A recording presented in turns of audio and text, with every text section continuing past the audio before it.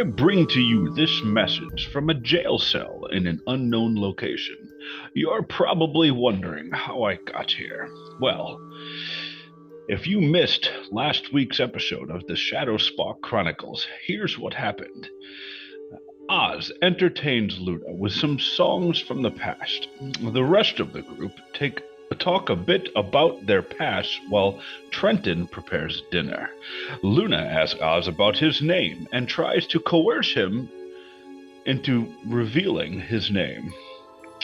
Elja and Trenton tell Marsland about another of his kind coming through Briarfolk a few months back and tell him that he's headed to an island north of Briarfolk. After dinner, the conversation turns towards the raiders shaking down the people of Little Briarfork.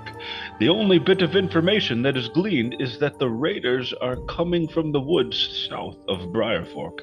The group decides that they will survey the town and the surrounding areas the very next day. Elja takes Bishop out to the workshop and gives him a once-over. Gwynton accompanies them to glean some insight on how Bishop's internal mechanics work. Oz, Jade, and Marsland arrive a few minutes later, and Jade gets chastised by Elsa when she finds the shoddy work he did on trying to repair Bishop all those weeks past. Marsland finds some blueprints that give a better perspective on the body and inner workings of Bishop and asks permission to copy them down. With everyone tired, they hunker down for the evening for a long-needed rest. Morning approaches, and the group are taken on a tour of the town of Briarfolk by Bishop. He points out the shops of interest, and they head south to the forest. As they approach, Bishop comes up with a plan. Now, with the assistance of Jade, they decide to handle the two thugs on their approach to town. Jade and Oz would scout ahead and check the forest for any signs of trespass as Bishop, Gwynton, and Marsland would dig holes spaced out and watch the tree line. After searching the area, Jade finds no proof that people have been through this portion of the forest. He then climbs a tree and watches for any suspicious activity. And Oz decides that climbing a tree is not in his favor and decides to head back to the group. Oz gets himself lost, leaving the forest, and decides to camp for the night. Oz is awoken by movement in the night by the infamous Gunner who found him. After a brief conversation, Oz sends Gunner after Jade, or at least in the direction he thinks Jade is in.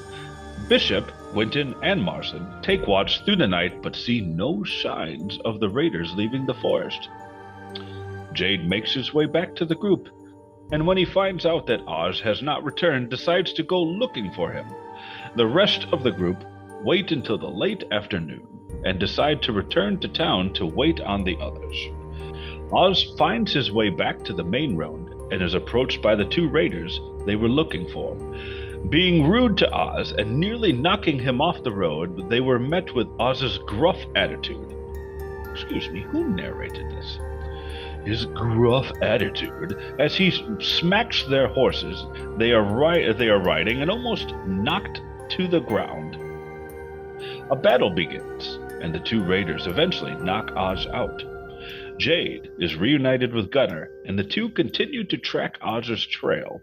Bishop, Gwynton, and Marsland return to Trenton and Elza, and are told that the raiders have returned, and on top of getting their money, they have taken Oz as well.